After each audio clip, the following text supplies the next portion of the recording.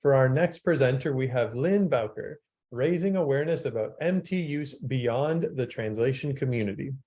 With the advent of neural approaches, machine translation has had an increased presence both within the language professions and in the wider community. While translators keep their finger on the pulse of what's happening in their own industry, these busy professionals may have less time and energy to track how MT is being used in other sectors of society.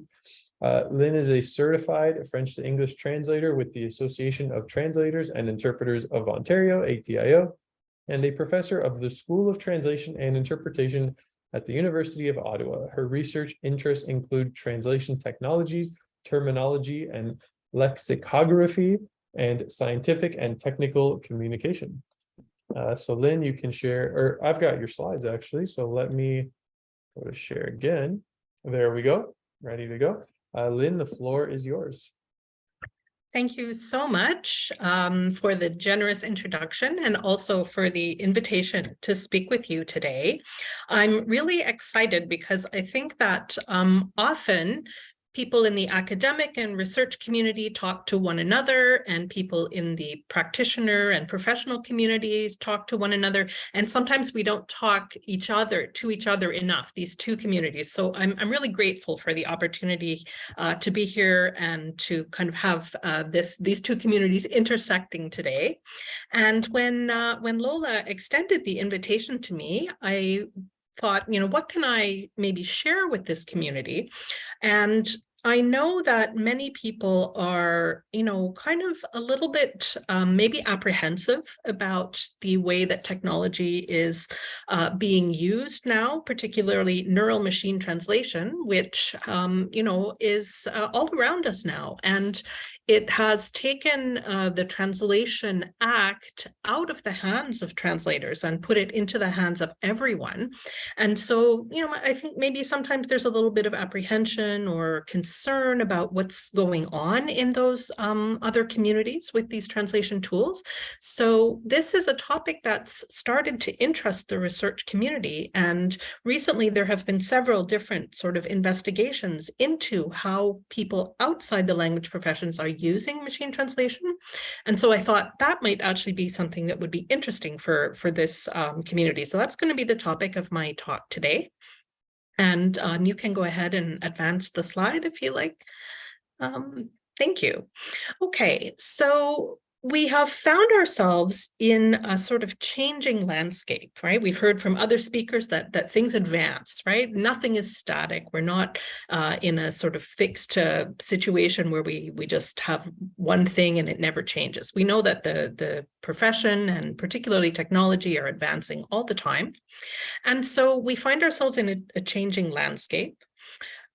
Before 2005, which is not that long ago, right? That's not even 20 years ago. Before 2005, for the most part, machine translation was kind of a research interest. There were not very many operational systems, and the ones that did exist were not great. The quality wasn't great, and they were at least in the hands of professional translators. So even if the systems had some flaws, the translators had a lot of knowledge and could sort of compensate for any problems in the machine translation system.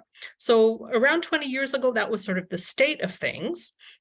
And then, of course, in 2006, there was a big change because that's when Google Translate released their free online machine translation system. And that really began to popularize translation use in the wider community. It was free, it was convenient, easy to access, it was really fast. And so now all of a sudden, we've had a big change where the technology has left the hands of professional users who know a lot about translation and put it in the hands of everyone. And many people, the majority of people don't have a background in translation. So that was a big change.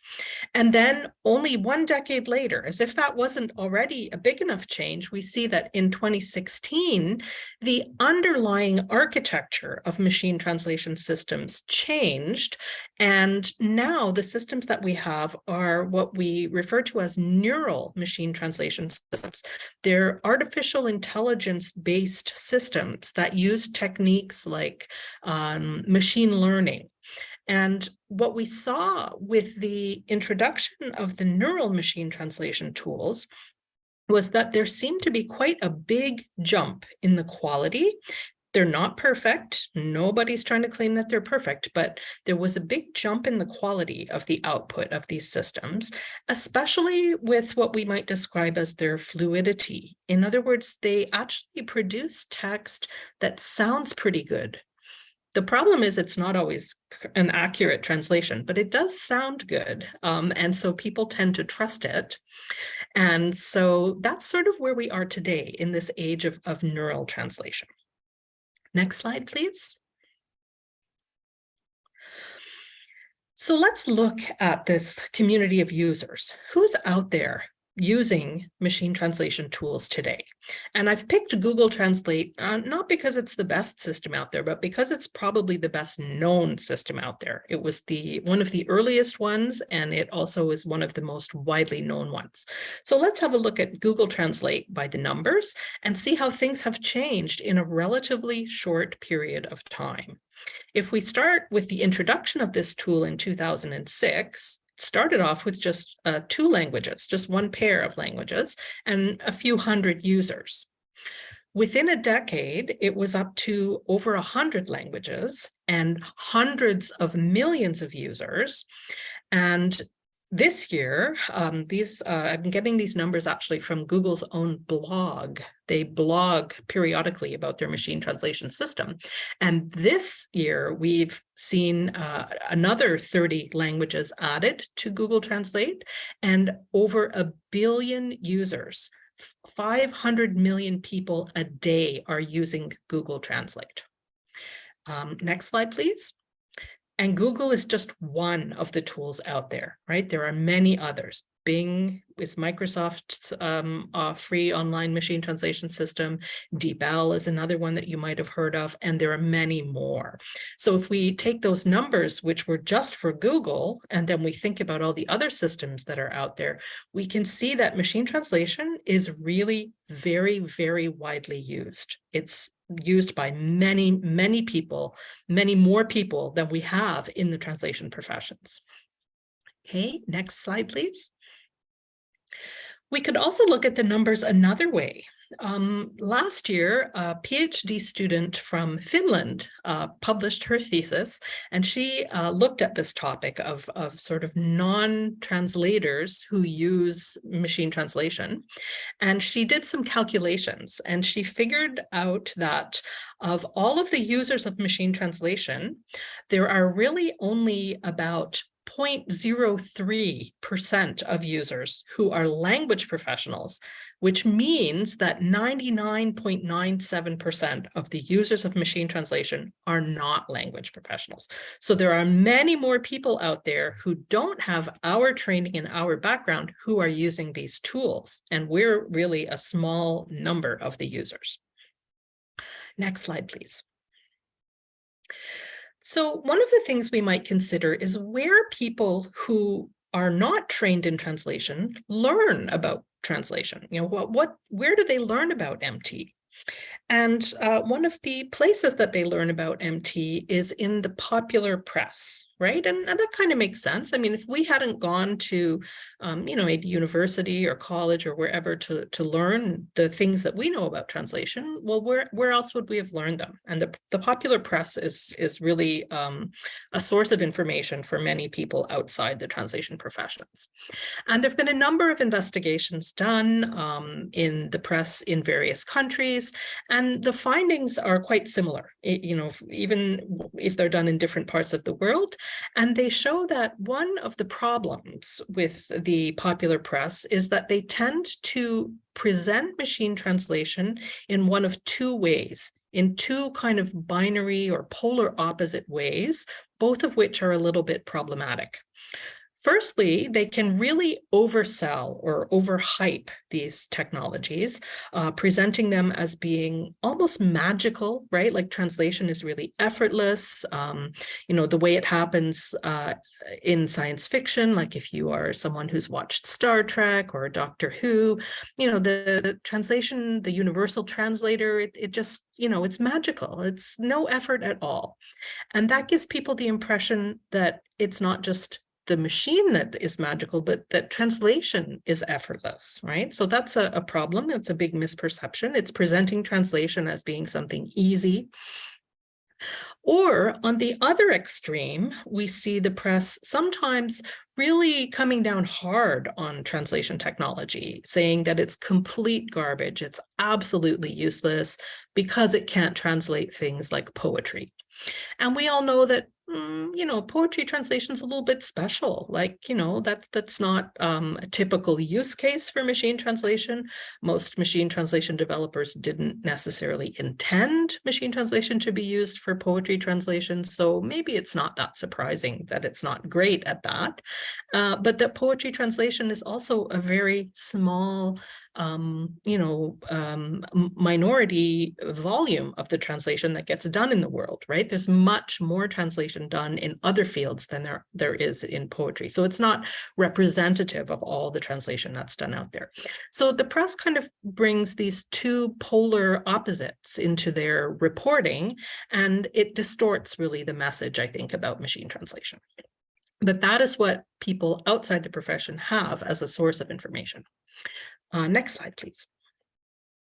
So what I wanted to chat with you about today is, what's happening? What are these people doing with machine translation?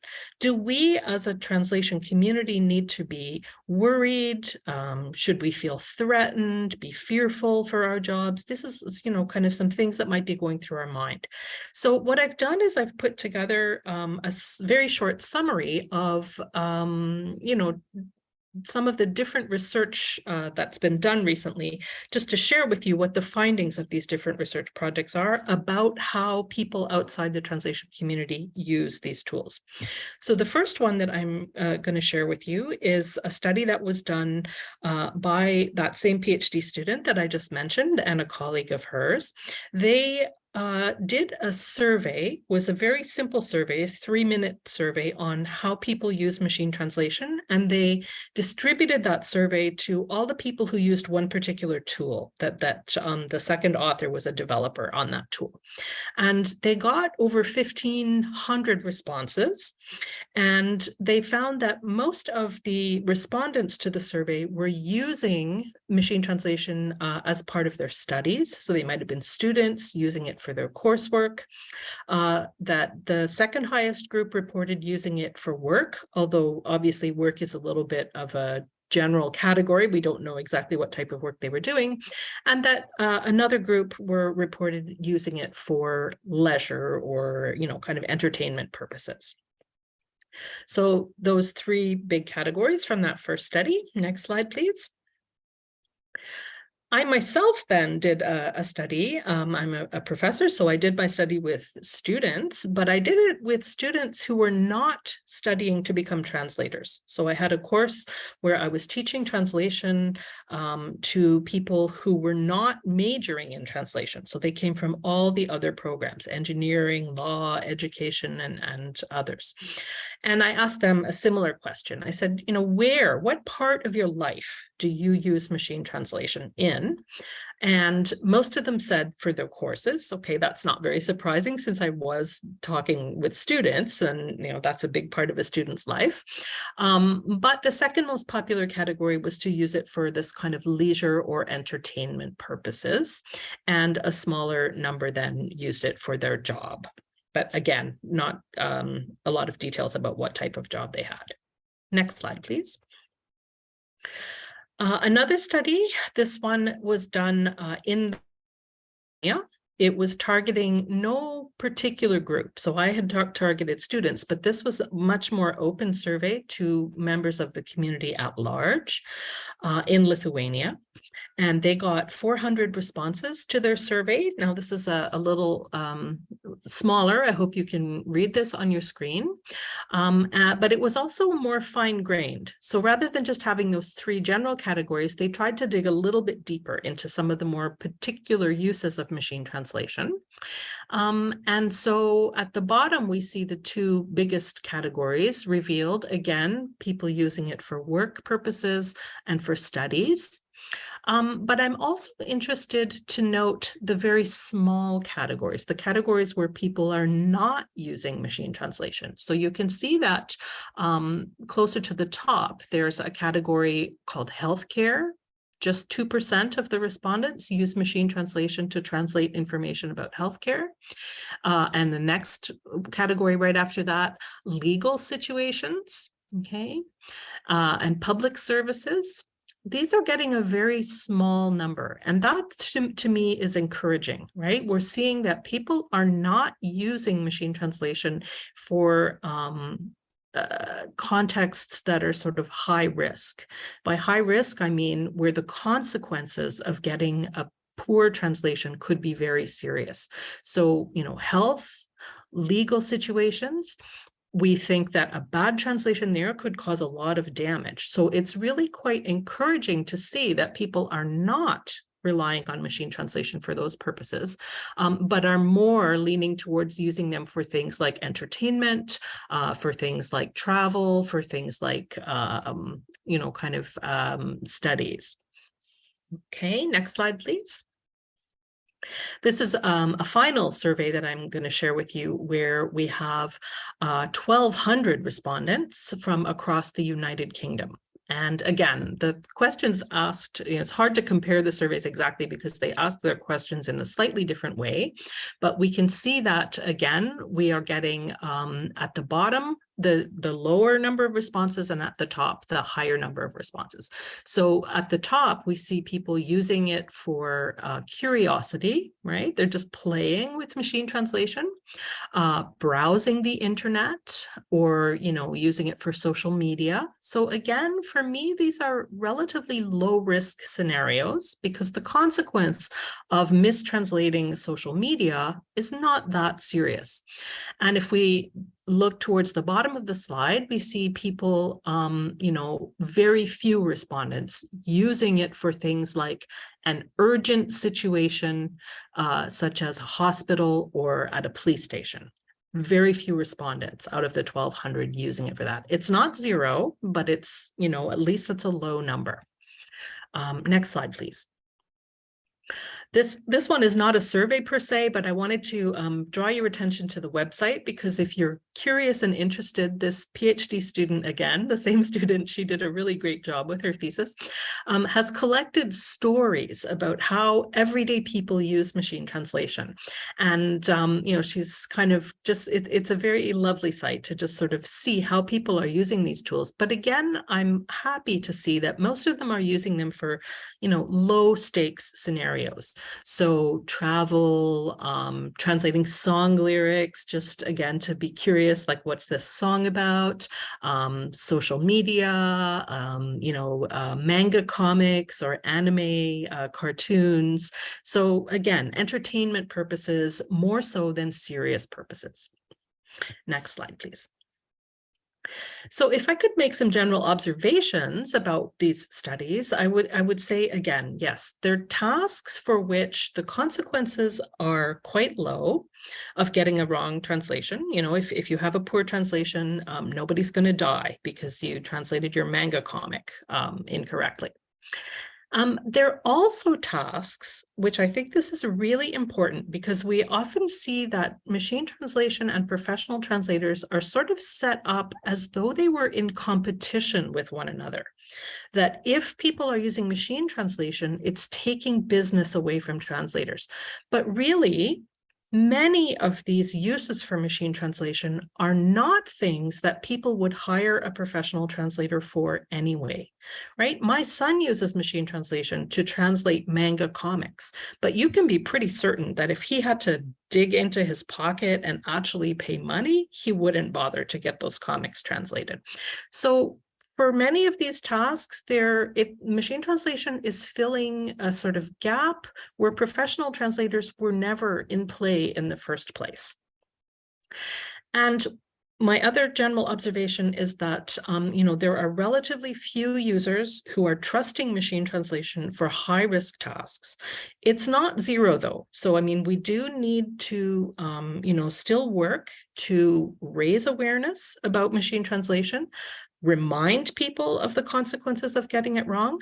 But I'm very happy to see that, there hasn't been a stampede towards machine translation for these really high-risk scenarios.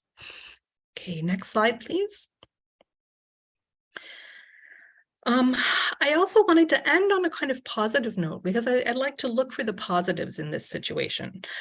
Because machine translation is so prevalent now, it means there are more people than ever talking about translation.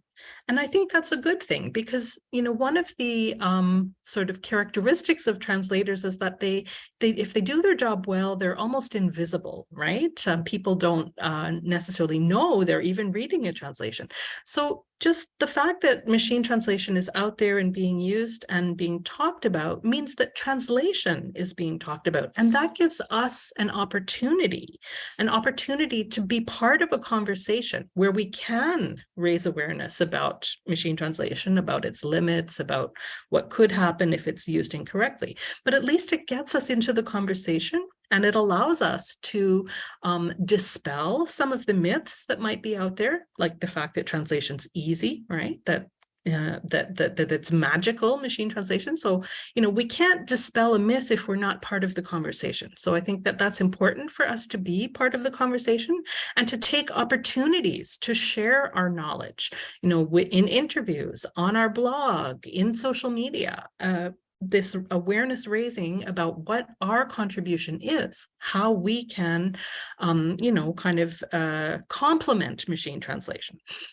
And I would also say that there could be opportunities for a new kind of work emerging here, as sort of consulting work. At the moment, there are not a lot of guidelines around using machine translation. And we are really, as translators, well positioned, I think, to offer some consulting in this capacity about what uses of machine translation might be good use cases and what might not be.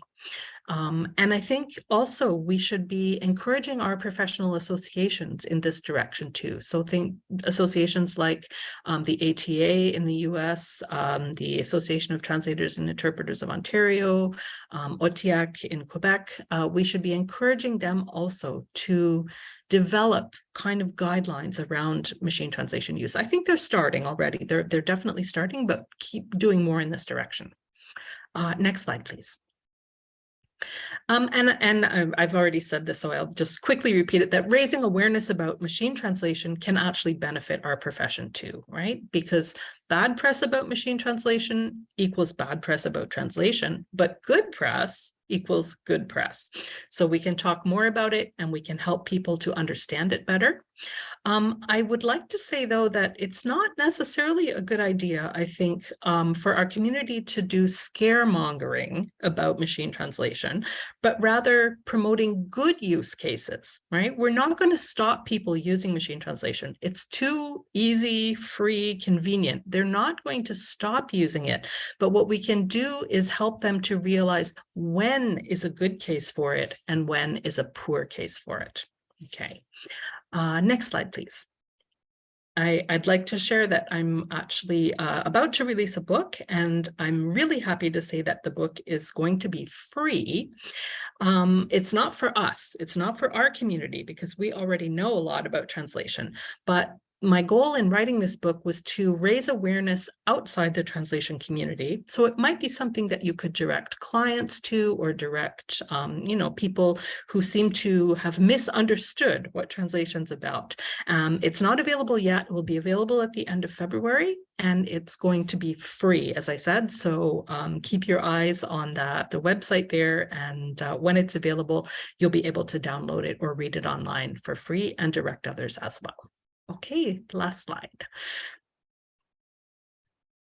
This is just for people who are interested in some of the studies that I mentioned. I have put the links there where you can actually go and read the complete study if you'd like to know a little bit more about it. And that's the end of the presentation. I'm happy to take questions if we have time, maybe for one or two. Great. Thank you so much, Lynn. That was really, really great. And again, the comments in the Zoom chat have all been positive, which is great. I see Sandra has got a question, so we'll pass it to Sandra right away. Let me unmute you, Sandra, and feel free to ask your question. And then if other people have questions in the chat, feel free to put them in there. I can read them out. Sandra, go ahead. Thank you very much for unmuting me. Thank you, Professor Bowker, for your very interesting presentation.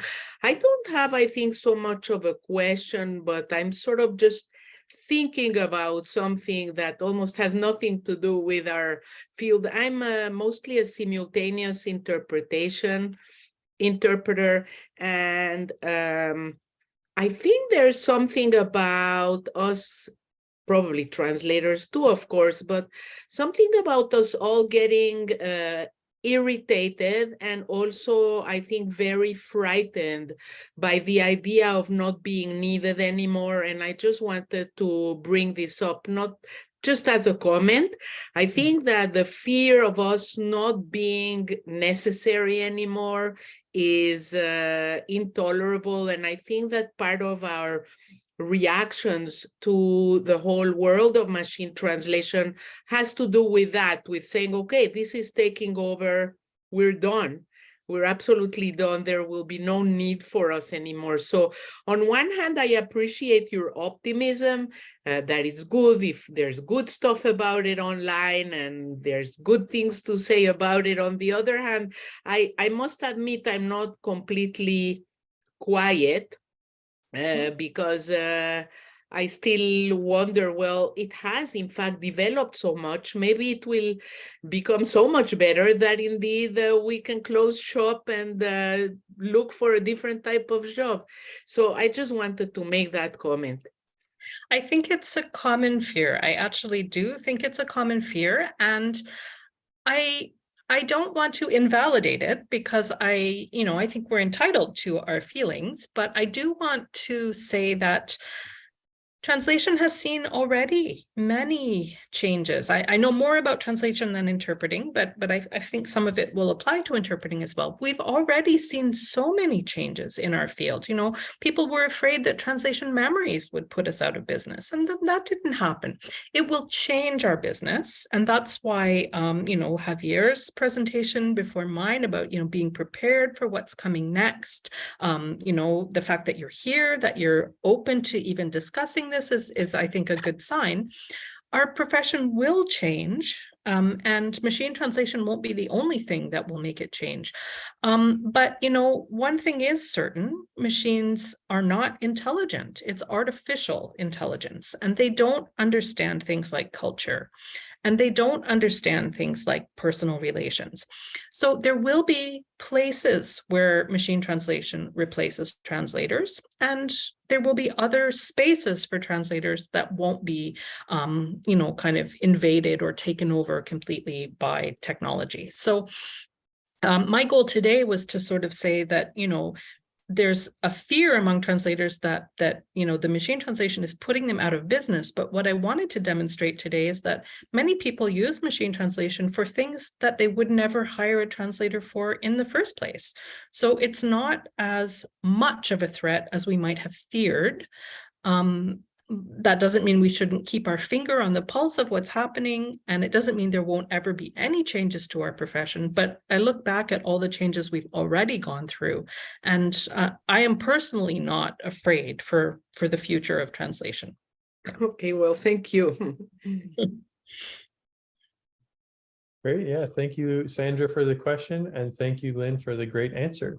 I think that's all the time we've got. So thank you so much, Lynn, for an amazing presentation. And